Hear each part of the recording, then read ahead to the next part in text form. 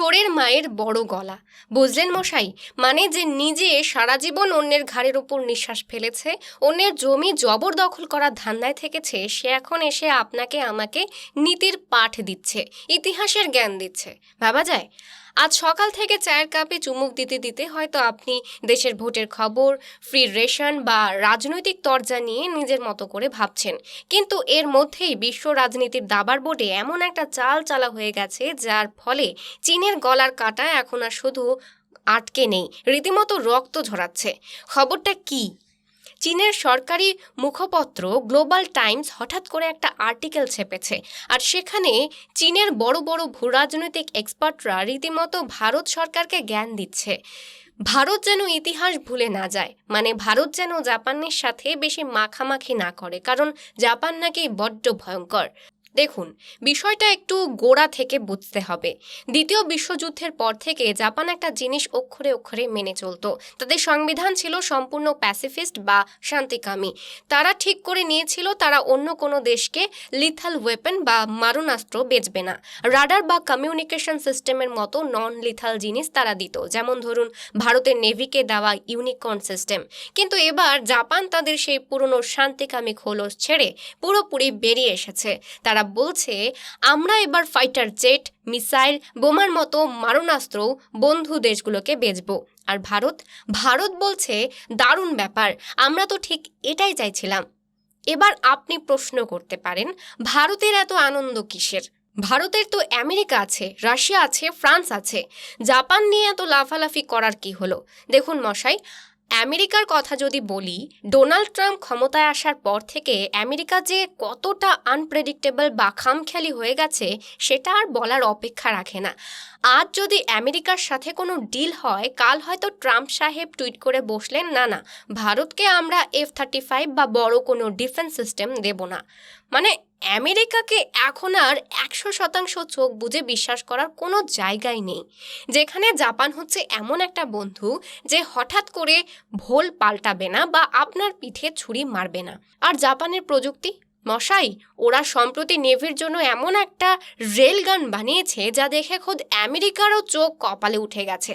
Multiple projectile fire করার মতো এমন এক ভয়ঙ্কর টেকনোলজি যা এক নিমেষে শত্রুর জাহাজকে ধুলোয় মিশিয়ে দিতে পারে।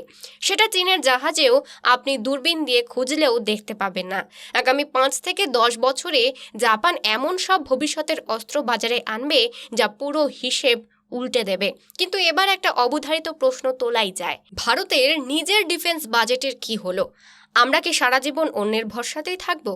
দেখুন, খাতায় কলমে ভারতের ডিফেন্স বাজেট বিশাল, প্রায় $75 বিলিয়ন কাছাকাছি।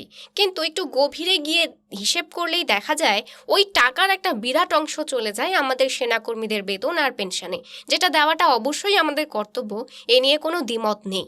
কিন্তু রিসার্চ অ্যান্ড ডেভেলপমেন্ট বা নতুন প্রযুক্তি আর আধুনিক অস্ত্র বানানোর জন্য যে $100 বিলিয়ন একটা ঝকঝকে বাজেট দরকার, সেটা কোথায়? সেটা নেই। কেন নেই জানেন? কারণ আমাদের দেশের অর্থনীতি এখন চলছে ফ্রি বিস বা খয়রাতির মডেলে। ওই যে নির্বাচনের আগে রাজনৈতিক দলগুলোর লম্বা চওড়া প্রতিশ্রুতি, আমাকে ভোট দিন, প্রতি মাসে 1,500 দেব, প্রতি মাসে 3,000 দেব, ওই যে মানুষকে কাজ না করে ঘরে বসে টাকা পাওয়ার সস্তা নেশায় ডুবিয়ে দেওয়া হচ্ছে। এতে কিন্তু আখেরে দেশের প্রতিরক্ষার কোষাগারটাই ফাঁকা হচ্ছে। আমি বলছি না, খোদ ইকোনমিক সার্ভের রিপোর্ট বলছে যে এই ফ্রি বিস ভারতের অর্থনীতিকে ভেতর থেকে উই পোকার মতো কুড়ে কুড়ে খাচ্ছে। তাই বাধ্য হয়েই ভারতকে আধুনিক অস্ত্রের জন্য বিদেশের মুখাপেক্ষী হতে হচ্ছে। আর সেই লিস্টে এই মুহূর্তে ভারতের অন্যতম সেরা বিকল্প হিসেবে উঠে আসছে জাপান। আর ঠিক এই জায়গাতেই চীনের রক্তচাপ হু হু করে বেড়ে গেছে। গ্লোবাল টাইমস বলছে, জাপান তো নিজেদের সংবিধান ভাঙছে, এশিয়া প্যাসিফিক অঞ্চলে তো এতে চরম অশান্তি বাড়বে। ভারত কেন এদের সমর্থন করছে? ভারতের তো ইতিহাস মনে রাখা উচিত যে জাপান একসময় এশিয়াতে কি তাণ্ডব চালিয়েছিল।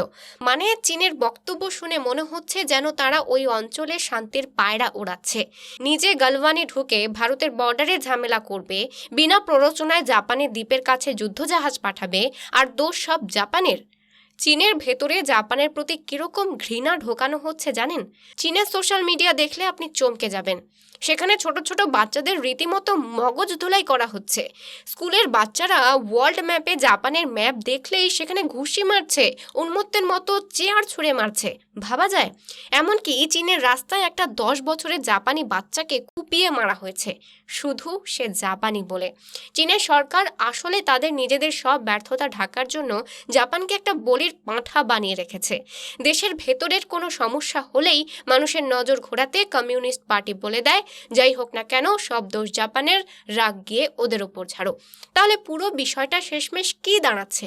দেখুন, একটা পারফেক্ট দুনিয়া হলে চীনের ওই গায়ের জোরের আগ্রাসনও থাকতো না, আর জাপানকেও তাদের 70 বছরের পুরনো শান্তিকামী সংবিধান বদলাতে হতো না, ভারতকেও এত ভাবতে হতো না।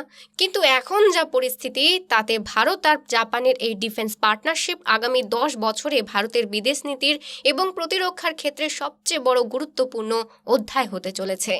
চীন এখন যতই আর্টিকেল লিখে ভারতকে ভয় দেখানো বা সতর্ক করার চেষ্টা করুক না কেন, একটা কথা আছে না, কাহা পচতায়ে জব চিড়িয়া চুগ গই ক্ষেত, মানে এখন আর মায়া কান্না কেঁদে কোনো লাভ নেই।